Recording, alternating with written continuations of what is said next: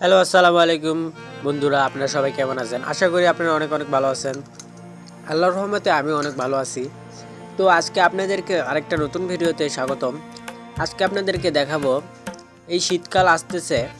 এখন শীতকালে যে আমরা গুড়টা খাই, কিভাবে সেগুলা বানানো হয়, খেজুরের রস থেকে গুড়, এগুলাই আপনাদেরকে এখন দেখাবো। চলেন আমরা দেখতে থাকি। আপনারা দেখতেই পাচ্ছেন ছোট্ট একটা অনেক সুন্দর একটা ঘর। এই ঘরের ভিতরেই ওরা থাকে রাত্রে। দেখতেই পাচ্ছেন ওরা খেজুরের ডাল দিয়ে, এগুলা দিয়ে একটু কাগজ দিয়ে, উপরে কাগজ দিয়ে, সাইড দিয়ে খেজুরের ডাল দিয়ে অনেক সুন্দর করে ঘরটা বানাইছে। চলেন আপনাদেরকে আরো ভালো করে দেখাই।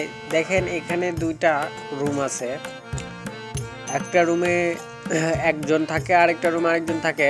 তো দেখতে পাচ্ছেন আরেকটা চুলা। এখানে এখন নতুন করে চুলাগুলা তৈরি করতেছে। এখনো চুলাটা শুকায় নাই, এখনো খেজুরের রস এখনো জাল দেয় নাই, দিবে আর কিছুদিন পর থেকে। খেজুরের রস এখনো হচ্ছে না, সেই জন্য ওরা যেখানে থাকবে, যেখানে গুড়গুলো বানাবে, এগুলা চুলা, এগুলা সব কিছু কমপ্লিট করতেছে ওরা। পরে যখন একটু শীত বেশি হবে, তখন যখন রস লাগাবে, তখন আর কি এখানে গুড় বানাবে খেজুরের রস থেকে। তো আমরা দেখতে পাচ্ছি রুমের ভিতরে এখন বর্তমানে বেশি কিছু নাই। এখন ওরা খাওয়া দাওয়ার করার জন্য আর কি একটু হাঁড়ি পাতিল আছে। আর এখানে কি করবে এটা আমি জানি না, কেন ইয়া করে রাখছে। আর চুলাটা দেখতে পারলেন, এই ছোট চুলাতে এখন বর্তমানে ওরা রান্না করে খায়। আমি একটা জিনিস বুঝতে পারলাম না, ওখানে কেন ওই কাগজটা বিছিয়ে রাখছে। যাই হোক, আপনারা জানলে কমেন্ট করে জানাবেন।